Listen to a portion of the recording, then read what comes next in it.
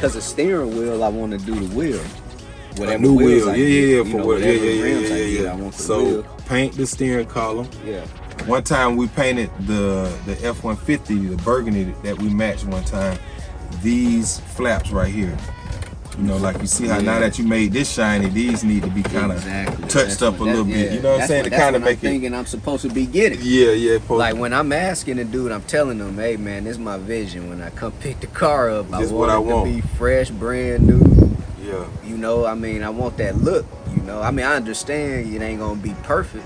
You know, but I do feel some things. Shit, we looking for perfect. Yeah, that's what I'm saying. You know, looking for perfect. We down there looking for close to perfect. Yeah, that's what we looking for. I'm 9.5 to 10. No, I'm with you. At VTSV Auto. Yeah. No, that's another shop. That's why I'm here. VTSV Auto. That's why I'm here. What happened is they painted this on the car. The right way to do it, they should have took all of this molding and stuff off, and then when you buffed it and everything before you put it on, all that's compound.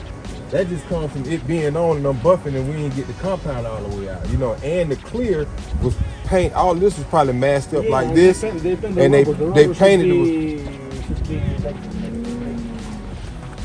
The rubber should be like this. Look, should be like this. The rubber. And then I seen you talking about this. Yeah, that's adjustment of the hood. You know, this definitely don't supposed to sit this high. Is that adjustment of that bolt right there? This has to go down every 3 hours. Yeah. So it's just when they put it back together, they probably didn't adjust it. Maybe they took it off. Yeah, they maybe painted under here. It looked like this might have was painted. Yeah, red. This looked like it was painted, right? Huh? This new paint. Yeah. So they probably took it off to paint the bottom side, and when they put it on, they just ain't align it right. The one thing about black, your paint got to be perfect or it's gonna show anything. The first time I got my 66 Cadillac painted, when I took it to the paint shop in Tallahassee, it was CNR Paint and Body back then.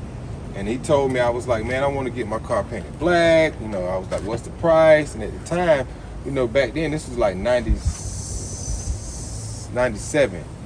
He told me $3,500. So I was like, okay. So I brought him a car, you know. So I went home and I told my homeboy, I was like, yeah, I'm getting my car painted black. He's like, how much you getting it painted for? I was like, $3,500. He said, man, you can get a candy for that. So I went back to the shop complaining, like, yo, they told me I could get a candy. He said, you can't. It's just as much body work for preparation that's going in the black than it is. And then I was young, I went with the candy, but yeah. So this piece right here, this comes off. This should have came off. See, this was off. Yeah, they even lost this. Look. I had to tell them, like, man, order me another one. When I brought it to you, it had the little fin on. And then what I really want to do is, like I was telling you, the yellow body stripe with the Monte Carlo SS yellow on it too. That's a factory. And I know you said that might could be a stencil kit or something. That was a version of a Monte Carlo back then that they made that had that. So that's what we got to do. We just got to find out what. If it's the SS model, we need to Google 85 SS badge, pinstriping kit, and it's probably going to have that on. Yeah, I just wanted to bring out the yellow rally stripes a little bit more on it, you know. And then whatever wheels I get, I want to see if I can get them yellow, like some of it. Oh yeah, of course. Like I'm gonna show you, like right here on the.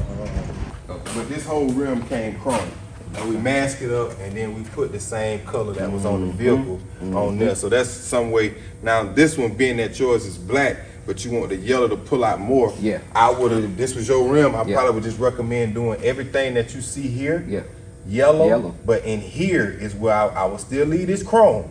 But in here, I would have had the black. Put some black in. I would have had the black. Well, you would that have got the yellow. Hard. Killer. Yep. Yellow right here, black right there, and then chrome. Then you still got your chrome, and then of course leave the lip chrome. What's these, 8s or 6s? 6s. Okay. Yeah. That's why I say if yours is a 5-on-5 bolt pattern, we would use these as a test fit to kind of gauge with the 6s where to go from there. What's them 6s? Those are 4s in the front, 6s in the back. See, I like the 4s too, though. The 4s still sitting on. It's a 4. Yeah, that's still sitting.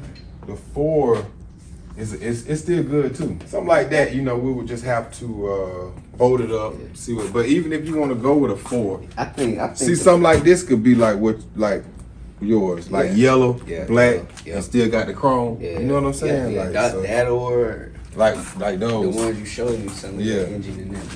Let's say if you wanted to do something more, a little beefy, but I don't want to Yeah. go stupid, dumb, crazy. Like, I probably would build you a LS. Yeah. Just a nice LS to where we have a brand new rotating assembly for a LS, to where we can buy either a used block Yeah. or just the only thing you use if you go to the dealership or go to the junkyard and find you a LQ4 or which is a popular 6.0 block. That's what's in here. This is a 6.0 LS block.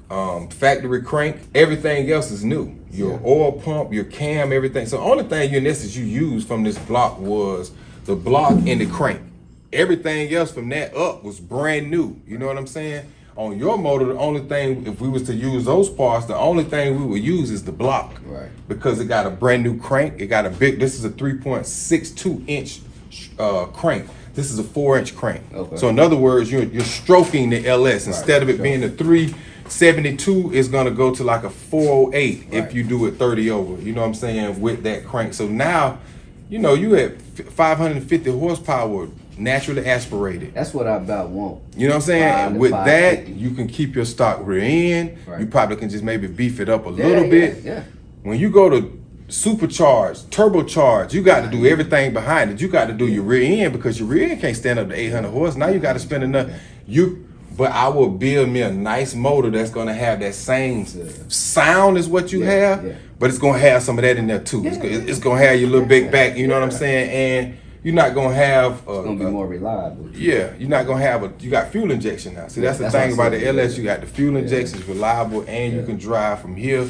Now, how we'll build it with the cam, you can drive from here to California and back, and it's road ready, you know. Man, hey, I'm with it, man. I want to do disc brakes too on there.